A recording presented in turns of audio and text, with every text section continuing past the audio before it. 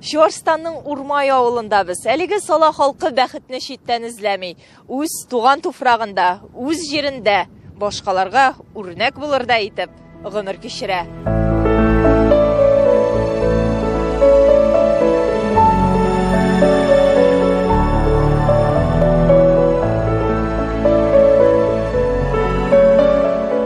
Урам буенча йөрибез. Матур, затлы йортлардан күзләр камаша. Урмайлыларның куллары алтын, рухлары, күңелләре бай. Ә без бүген менә шушы йортта тукталырбыз.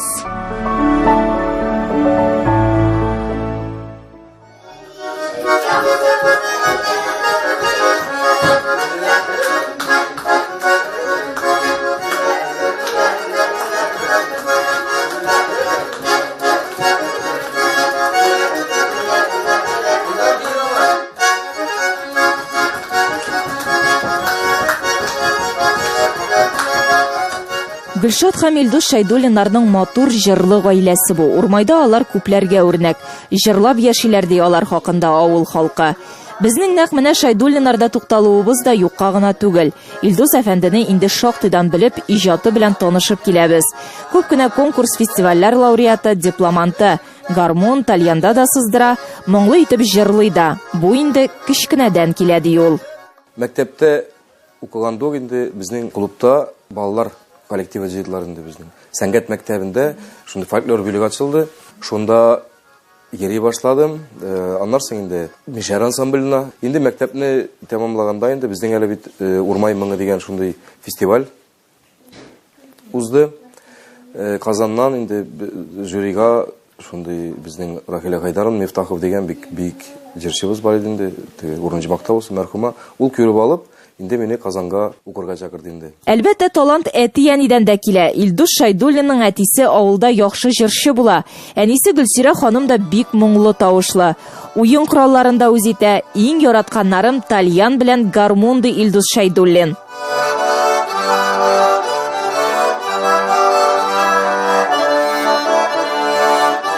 Казанда Мәдәният һәм сәнгать университетында җыр бүлегендә 5 ел укыганнан соң ул авылына, Урмайга әйләнеп кайта. Балалар сәнгать мәктәбендә укыта башлый. Бүген хор буенча дәресләр алып бара. Уен коралларында уйнарга өйрәтә. Тамчы балалар фольклор ансамблен оештырып җибәрә.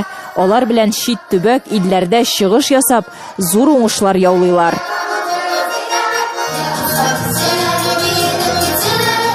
Талантлар күп. Безнең төп максатыбыз инде шушы үзебезнең балаларыбызга, үзебезнең авыл балаларына, үзебезнең республика балаларына, үзебезнең гореф-гадәтләребезне өйрәтеп, үзебезнең җырларыбызны, үзебезнең биюләребезне өйрәтү. Үзебезнең җырларыбызны җырлатканда, үзебезнең җырларыбызны биеткәндә, менә концертларга алып йөрибез.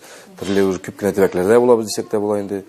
Балаларда шундый үзебезнең җыр дигән шундый уяна инде, конечно, теге. Күзләрендә чаткы уже күренә. Инде 15 ел иҗатта, укучыларымда да җырга, моңга мәхәббәт тәрбияли алдым. Сәнгать юлын сайлаучылар бар ди ул. Укытудан тыш Илдус Шәйдуллин көйләр дә яза. Якын тирә авыл өлкәләрдә татар тамадасы, милли рухта туйлар алып баручы буларак та аны бик яхшы беләләр. Мәрхүмәти әйтә инде. Эшләгез, эшләгән кеше беркайчан да югалмый ул. Җырлап, җырып кенә гаилә кырып, гаиләне алып барып булмый. Маллар да карыйбыз, теге җәйләрен 25-шәр, 30-ар казда үстерәбез, тавыклар да тотабыз, үгезләр дә тотабыз. Теге үзебезгә кышлык итлеккә сугым да тотабыз инде, үстерәбез. Мин шуны әйтергә телим инде. Әти белән әни безне һаман да эшләргә, һаман да кешелекле булырга өйрәттеләр инде. 7 балалы гаиләдә тәрбияләнеп үсә ул. Әле игезәк сыңары да бар. Туган нигеземә кайтып, гаилә кора алуым белән бик бәхетле инде Илдус әфәнде. Әлеге гаиләнең тагын бер матур ягы бар. Алар әбиле. Әби булган йортта тәрбия дә, мөхит тә икенче. Урмай авылында үстем.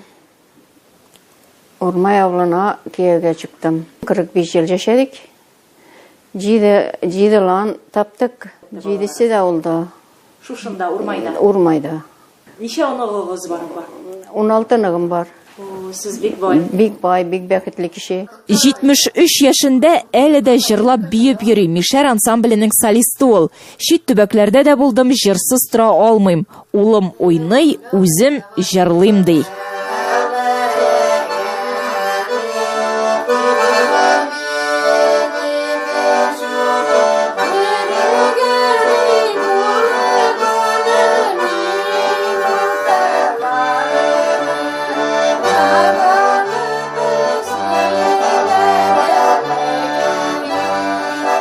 гаилә җылысын, гаилә учагын саклаучы ул әлбәттә хатын-кыз. Шайдуллиннар гаиләсендә хуҗабикә Гөлшат ханым. Гөлшат ханым, менә әлеге гаиләгә кайчан килен булып төштегез, үзегез шушы авылданмы сөйләп китегез әле. Мин бу гаиләгә 2007 елның январында килдем. Инде хәзер 11 ел булды килгәнемә. Күрше авылдан, Тукай авылыннан. Бик дуслату яшибез, 2 бала үстерәбез. Шәкәргә килгәндә, Илдус та шәкәрне яратмый. Мин үзем дә бик шәкәрне, бәлки кыз вакытта яратканмындыр инде. Хәзер авылда да бит инде рәхәт.